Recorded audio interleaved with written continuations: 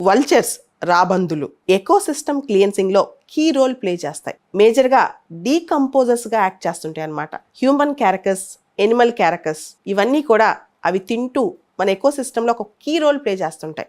మీకు తెలుసా, పార్సీస్కి కల్చరల్గా వల్చర్స్ చాలా ఇంపార్టెంట్, రాబందులు చాలా ఇంపార్టెంట్. పార్సీస్ చనిపోయిన తర్వాత శవాలు, డెడ్ బాడీస్ వాళ్ళు కాల్చరు లేదా సమాధి చేయరు. టవర్స్ ఆఫ్ సైలెన్స్ అని చెప్పి ఒక ప్రాంతంలోకి తీసుకెళ్ళి డెడ్ బాడీ అక్కడే వదిలేస్తారు.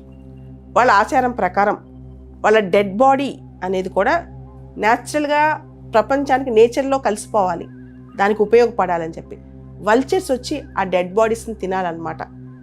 అప్పుడే న్యాచురల్గా అవి డీకంపోజ్ అయినట్లు లెక్క. ఇది వాళ్ళ ఆచారం. అయితే ఈ ఆచారంలో చూస్తే డెడ్ బాడీస్ అక్కడ వాళ్ళు పెడుతున్నారు, కానీ వల్చర్స్ రావట్లా. వల్చర్లో ఉన్న విశిష్టత ఏంటంటే వల్చర్స్ తమ ఎంటైర్ లైఫ్లో ఒకటే లైఫ్ పార్ట్నర్ని చూజ్ చేసుకుంటే సంవత్సరానికి ఫీమేల్ వల్చర్ ఒకటే ఎగ్ని లే చేస్తాయి.